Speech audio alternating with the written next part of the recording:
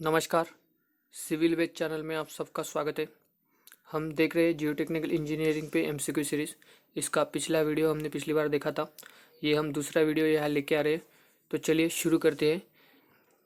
तो question number 26, arrange the following list of soil in increasing order of surface area.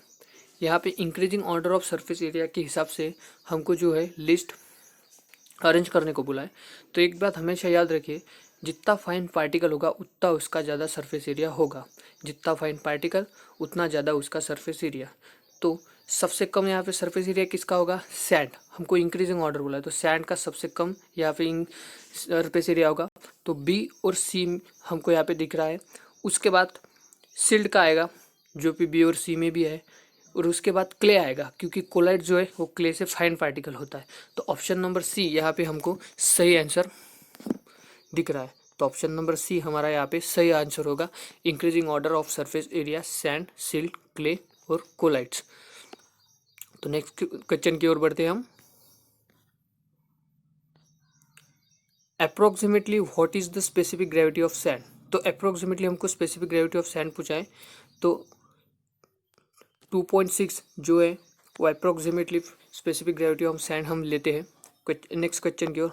यहाँ पे cohesion less soil are. तो cohesion less soil क्या है? Clay. Clay में भी कोहेजन है, सिल्ट में भी है और क्ले और स्वीट्स में भी होती है। तो ऑप्शन नंबर ये हमारा यहाँ पे सही आंसर हो जाएगा। उसके बाद next question, question number 29, which of the following soil has the finest grain.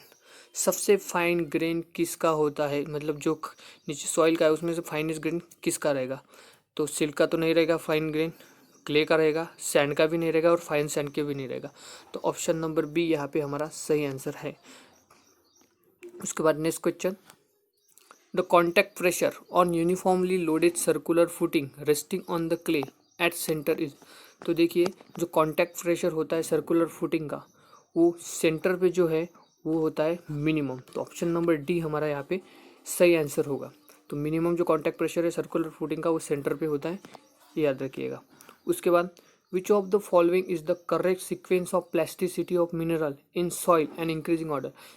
पहले को जो हमने जो क्वेश्चन नंबर 26 में देखा था वहाँ पे हमको इंक्रीजिंग ऑर्डर में सरफेस एरिया बोला था और यहाँ पे बोला है कि प्लास्टिसिटी बताने को बोला है।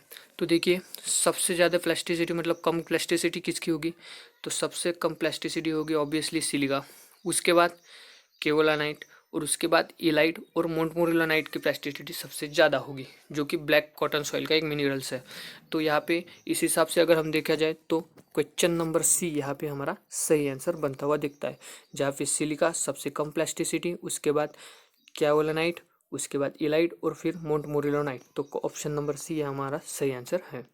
नेक्स्ट क्वेश्चन की ओर बढ़ते हैं। ऑन वेटिंग कोहेजिव सॉइल, अगर उसको सॉइल अगर वेट हो गई तो कोहेजिव सॉइल का क्या होगा? लॉस परमेबिलिटी नहीं, परमेबिलिटी वो लॉस तो नहीं करेगी। ग्रेन शेयर ट्रेट नहीं, लूज इलास्टिसिटी नहीं, डिक्रीज देयर शेयर स्ट्रेंथ, जी हाँ वो अपनी शेयर स्ट्रेंथ है जो डिक्रीज करेंगी ऑन वेटिंग पे। तो चलिए नेक्स्ट क्वेश्चन की ओर बढ़ते हैं। Clay is an example of.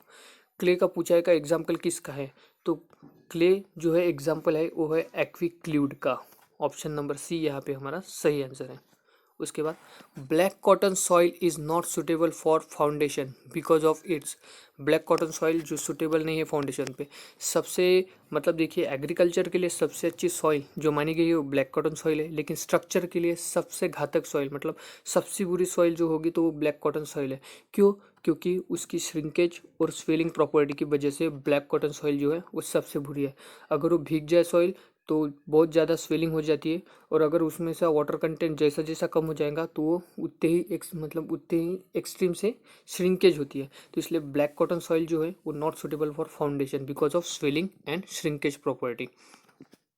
Then next, which of the soil is transported through wind. जो सॉइल है ट्रांसपोर्टेड थ्रू विंड होता है तो उसे क्या बोलते हैं हम? कौन सी सॉइल है जो मतलब विंड से ट्रांसपोर्ट होती है? तो यहाँ पे ऑप्शन नंबर ए जो लोएस है वो ट्रांसपोर्टेड बाय विंड होती है, उसको ही एवोलाइन सॉइल भी बोला जाता है। ठीक है, तो नेक्स्ट क्वेश्चन की ओर बोलते हैं। Quick sand is, quick sand क्या है? टाइप ऑफ सैंड है? नहीं। कोहेजनलेस सॉइल है? नहीं। Flow condition occurring in cohesive soil है? नहीं। Flow condition occurring in cohesionless soil है? जी हाँ। ऑप्शन नंबर डी यहाँ पे हमारा सही आंसर है। फ्लो कंडीशन ऑकरिंग इन कोहेजन लेस सॉइल। क्विकसैंड एक वो कंडीशन होती है जहाँ पे सैंड पार्टिकल जो है वो पानी के फ्लो के साथ बहना शुरू कर देती है, और ये अक्सर डैम में हमने देखा होगा क्विकसैंड कंडीशन जो होता है, flow condition occurring in cohesion less soil. Question number 37, clay is generally, clay क्या होती है generally? Generally in nature clay cohesive होती है, परमेएबल नहीं, क्ले परमेएबल नहीं होती है, बहुत कम परमेएबल होती है, मतलब एकदम minimum. Having large particle size नहीं, क्ले का सबसे कम particle, none of the above, तो clay is generally is cohesion. उसके बाद next question, maximum size of clay particle is. यहाँ पे मैक्सिमम साइज हमको पूछा है क्ले पार्टिकल का, तो यहाँ पे maximum size of clay particle क्या होगा?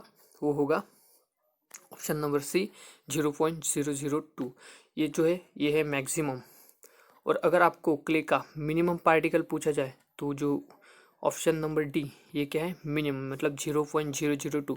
0.002 mm से नीचे के जो पार्टिकल उसको हम बोलते हैं कोलाइट्स, और 0.002 और 0.002 के बीच में ले होती है क्ले, और 0.002 के ऊपर हमारी आती है सिल्ट। तो यहाँ पे मैक्सिमम पूछा है तो ऑप्शन नंबर सी यहाँ पे हमारा सही आंसर होगा। Transported by flowing water is called, transported by flowing water. अब पानी से बहती हुई जो सॉइल जाएगी उसको क्या हम बोलेंगे? Alluvial soil. तो ऑप्शन नंबर सी यहाँ पे हमारा सही आंसर है। एओलाइन हमने देखा विंड की वजह से, मरीन सॉइल जो कोस्ट पे जो हमको मिलती है, और सैंडी सॉइल। तो ऑप्शन नंबर सी यहाँ पे एल्यूवल सॉइल जो है वो वाटर की से फ्लो होती है। ठीक है, उसके बाद the approximate void ratio in sandy soil. तो यहाँ पे अप्रोक्सीमेट वाइड रेशियो पूछा है हमको सैंडी सॉइल का, तो अप्रोक्सीमेट वाइड रेशियो क्या होगा सैंडी सॉइल का? तो यहाँ पे 0.6 हमारा सही आंसर है। Sorry,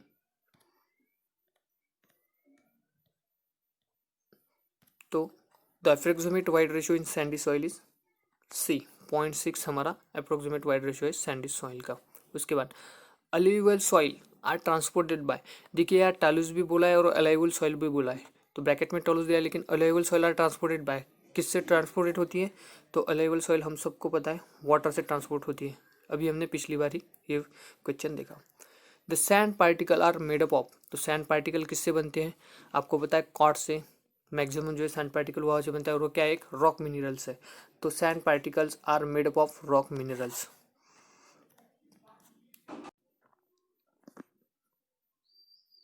question number 43, if the porous of soil are completely full of air the soil is said to be. देखिए हमने जो देखी है सॉइल की 3 फेज डायग्राम हम सभी ने देखी होगी, जो होती है हमारी 3 फेज डायग्राम। यहाँ पे हम दिखाते हैं वॉइड, उसके बाद हम दिखाते हैं वाटर, और उसके बाद दिखाते हैं हम सॉइल सॉलिड। अब यहाँ पे पूछा है if the porous of soil is completely full of air. तो जो भी पोरस है वो क्या है? एयर से, मतलब यहाँ पे 2 फेज डायग्राम हमारी बनेगी, मतलब यहाँ पे एयर होगा और दूसरा जो होगा वो होगा सॉइल सॉलिड्स। तो वो क्या हो जाएगी? एयर और सॉइल सॉलिड्स है, वाटर तो यहाँ पूछा ही नहीं है। तो देन यहाँ पे हमारा क्वेश्चन नंबर बी जो है वो ड्राई सॉइल हम हमारी कहलाएगी। If the porous of the soil are completely full of air the soil is said to be a dry soil. अगर यहाँ पे एयर की जगह उसने बोला होता कि वाटर है, तो देन वो यहाँ पे ऑप्शन नंबर सी, अगर उसने पूछा होता कि dry soil is completely full of air की जगह यहाँ पे वाटर दिया होता, तो हमारी कौन सी सॉइल होती? तो फुल्ली सेचुरेटेड सॉइल कहलाती। ये भी 2 फेज डायग्राम है और ये भी 2 फेज डायग्राम है। देखिए कई बार ऐसा भी पूछते कि कौन सी फेज की डायग्राम बनेगी, अगर एयर फुल ऑफ एयर है तो 2 फेज बनेगी या 3 फेज बनेगी। तो अगर एयर से फिल है तो ड्राई सॉइल, अगर वॉइड जो हमारी है वाटर से फिल है तो fully saturated soil. Next question, the relation between porosity and void ratio is given by. तो relation between porosity and void ratio हम सबको पता ही है, eta is equal to e upon 1 plus e. तो इस हिसाब से क्वेश्चन नंबर सी यहाँ पे हमारा सही आंसर है। The ratio of volume of voids to the total volume of soil mass is. यहाँ पे पूछा है the ratio of volume of voids to the total volume of soil mass, volume of voids to the total volume of soil mass. तो ये definition जो है obviously porosity की है। तो यहाँ पे ऑप्शन नंबर बी हमारा सही आंसर है। अगर यहाँ पे हमको पूछा जाता कि वॉल्यूम ऑफ सॉइल सॉलिड्स, तो मतलब तो क्या हो जाता volume of soil solid, volume of voids to the volume of soil solid, तो ये हो जाती हमारी वाइड रेशियो की डेफिनेशन। तो यहाँ पे हमको पूछा है टोटल सॉलिड, मतलब टोटल सॉइल मास का वॉल्यूम दिया है, तो ये हो जाएगा ऑप्शन नंबर बी हमारा सही answer. For granular soil with increasing void ratio the critical hydraulic gradient for a granular soil, जैसा जैसा हमारा वाइड रेशियो बनेगा तो हाइड्रोलिक ग्रेडियंट जो क्या हो जाएगा हमारा डिक्रीज होता जाएगा। तो ऑप्शन नंबर ये यहाँ पे हमारा सही आंसर है। A sample of saturated clay has a porosity of 0.569 0.562. The ratio of the clay is, तो हम सबको बजाएं, यहाँ पे हमको पोरोसिटी दी हुई है, मतलब ईटा हमको दिया हुआ है 0.562 और ratio of clay, the ratio of the clay is, तो क्या हो जाएगा saturated clay e is equal to, sorry यहाँ पे ये मिस्टेक हुआ है, तो ये यहाँ पे पूछा है हमको वाइड रेशियो पूछा है इसका, ये आप करेक्ट कर लेना, ठीक है। The sample of void saturated clay has the porosity 0.66, the void ratio of the clay is, तो वाइड रेशियो का फॉर्मूला क्या है हमारा, तो वाइड रेशियो का फॉर्मूला है e is equal to eta upon 1 minus eta. तो इनकी वैल्यू दी हुई है हमको, ईटा की दी हुई है 0.562। अगर हम ये कैलकुलेट करेंगे तो यहाँ पे ऑप्शन नंबर ये हमारा सही आंसर आ जाएगा। ये आप घर में प्रैक्टिस भी कर सकते हैं, आप सबको पता है वाइड रेशियो और पोरोसिटी के बीच में रिलेशन, वही रिलेशन यूज़ करके ये आंसर निकल आया। उसके बाद the ratio of weight of water to the weight of solid is called, the weight of water to the weight of soil solid, तो ये जो होता है ये डेफिनेशन है degree of, sorry weight of water to the weight of solid, ये जो definition है वो है वाटर कंटेंट की। तो यहाँ पे ऑप्शन नंबर बी हमारा सही आंसर होगा। You are given a sample of soil containing coarse grain to determine its water content, what will be the use for purpose. तो कोर्स ग्रेन यहाँ पे हमको सॉइल दी हुई है और हमको पूछा है कि वाटर कंटेंट उसका निकालना है, तो इनमें से आप कौन सी मेथड यूज़ करेंगे। तो कोर्स ग्रेन के लिए हम पिक्नोमीटर मेथड यूज करते हैं। Option number of question number 15, if the specific gravity of the soil is represented by g and the wide ratio is e, the hydraulic gradient I express in, तो hydraulic gradient का formula हमको यहाँ पे पूछा हुआ है। तो hydraulic gradient का फॉर्मूला क्या है, I is equal to G minus 1 upon 1 plus e. तो ऑप्शन नंबर ये यहाँ पे हमारा सही आंसर है। तो ये हमारे दूसरे सीरीज़ के 50 क्वेश्चन यहीं पे समाप्त होते हैं। अगला वीडियो भी हम लाएंगे, उसमें भी हम ऐसे ही MCQ कवर करेंगे। तो चलिए, अगर हमारा चैनल ऐसे वीडियो आने के लिए हमारा चैनल सब्सक्राइब कीजिए और लाइक दीजिए। धन्यवाद।